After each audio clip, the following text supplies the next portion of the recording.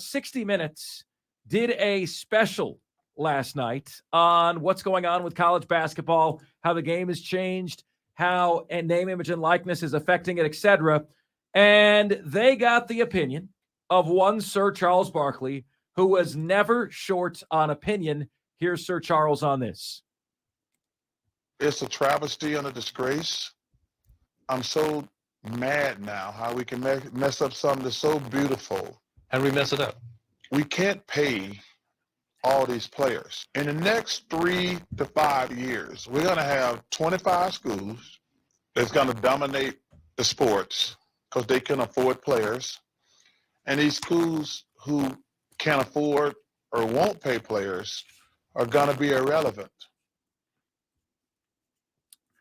The words of one Charles Barkley. So I did think that was interesting. I did think that was interesting. And we also, I have Diesel, the TV clip of that, which is kind of the same thing that might not be quite as distorted. No, that's a sound card issue from the computer. It's not. Oh, gotcha. It's not the file. Gotcha. Okay, I got you.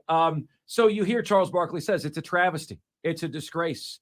We're 3 to 5 years away from only 25 programs being relevant. He says this as we've got none of the big brands in the NCAA tournament, and so many small mid-majors have made deep, deep runs in this tournament. So it's almost like Charles's words have been proven wrong right in front of his face. Well, he says, Diesel, in the next 3 to 5 years. Yeah. All right. Well, so I think where he could be wrong is that I think the transfer portal is helping the parity situation. The transfer portal is increasing the parity that we're seeing, right? Well, my fear is that the transfer portal will help the mid-majors, and it'll also help on the football side with the group of 5 schools.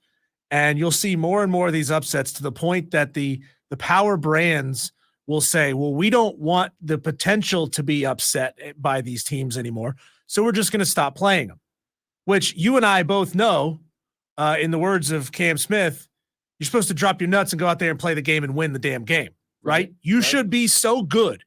You have probably 10 times their athletic budget or more every single year. You have more money for coaching staff. You have more money for stadiums and training facilities. If you still can't beat a group of 5 program, that says more about you than it does them. And every once in a while, the group of 5 just gets a special group of players. I mean, I think that's the case with Florida Atlantic. They've been great all year. And if they hadn't won their conference tournaments, there was a debate that they might miss the tournaments. Think about that. A lot of teams can beat other teams when you don't ever see them, but it's the easiest for their own conference to beat them because their own conference knows them like the back of their hand. That's why I want the rules to change. I think every conference should get 2 teams in the tournament. Now, if the same team wins the regular season championship and their conference tournament championship, that opens up an at-large. In that scenario, Diesel, how do you disincentivize tanking? Hey, Furman, do what's good for the league. You won the regular season tournament. That's a difficult thing. Right. I think that's where you start seeing certain incentives going up for the coaching staff to go out there and win these tournament games. It's, the league may call you up and say, hey, Bob, we really need you to lose this game so we can get a second team in.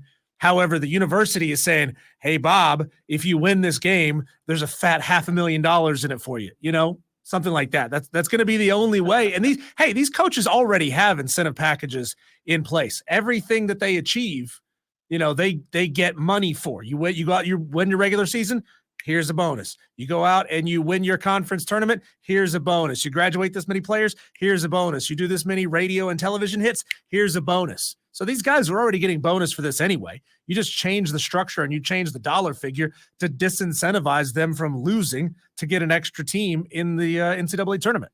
So what Charles Barkley says on that clip is in the next 3 to 5 years. And if you say, well, Mark, I thought 20 to 25 teams dominated college basketball anyway, you could be right. But I think he's saying those are the only teams you're ever going to hear from are the same 20 to 25 because of what the NIL era is doing. And he said, look, we can't pay players.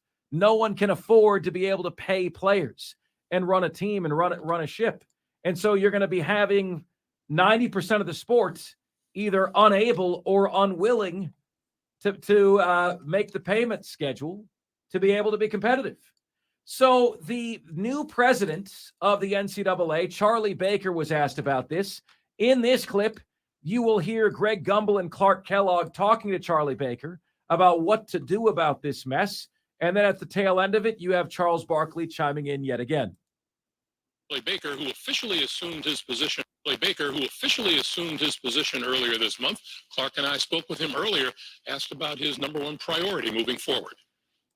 Well, there is this basketball tournament that landed just about the same time I landed. I think the other thing I would speak to specifically is trying to create some what I would call consumer protections for families and student athletes around name, image, and likeness, which one of the ADs referred to as the only thing that's true about it at this point is everybody lies. So I would love to create some transparency and accountability around that so that families actually know what they're getting into. And I would really like to see some sort of uniform standard contract so that when somebody signs it, they know they're signing the same kind of agreement everybody else is signing.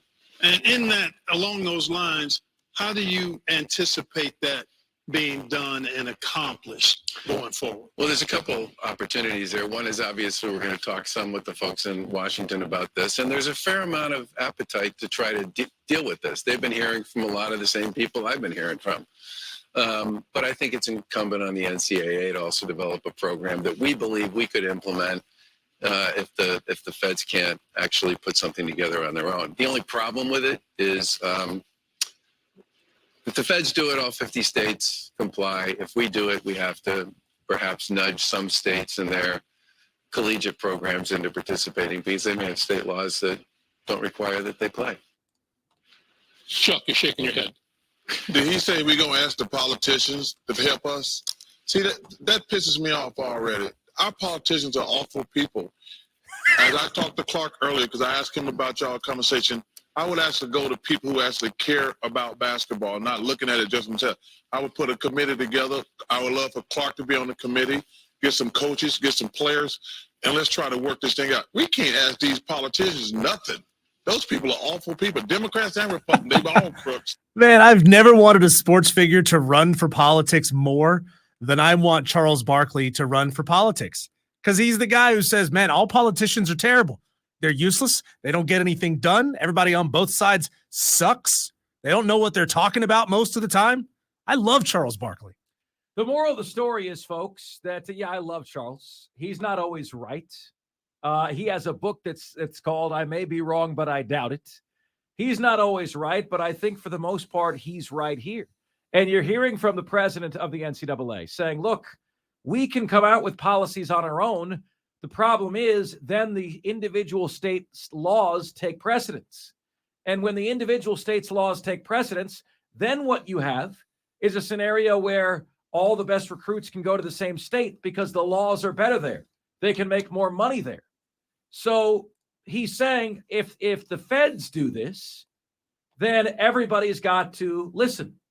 And the real thing that he didn't mention is that if the feds do this, if an athlete wants to sue, guess who they're suing? They're not suing the NCAA. They're suing the feds, right? That's the big difference here. The NCAA is scared bleepless to get sued again. So if the feds are responsible for doing this, you're going to sue the feds. The athletes are going to sue the feds instead. Is this what we really want? A bunch of 17, 18, 19, 20-year-olds suing the federal government? Right. So, but what's really happening, folks, behind the scenes, if you're wondering why is this taking so long, etc., initially, the NCAA foolhardily thought they could maintain the amateurism model. Okay, so they didn't come out with rules and regulations and guidelines of their own. Then they got sued and they said, whoa, we lost a lot of money on that. That can't happen again.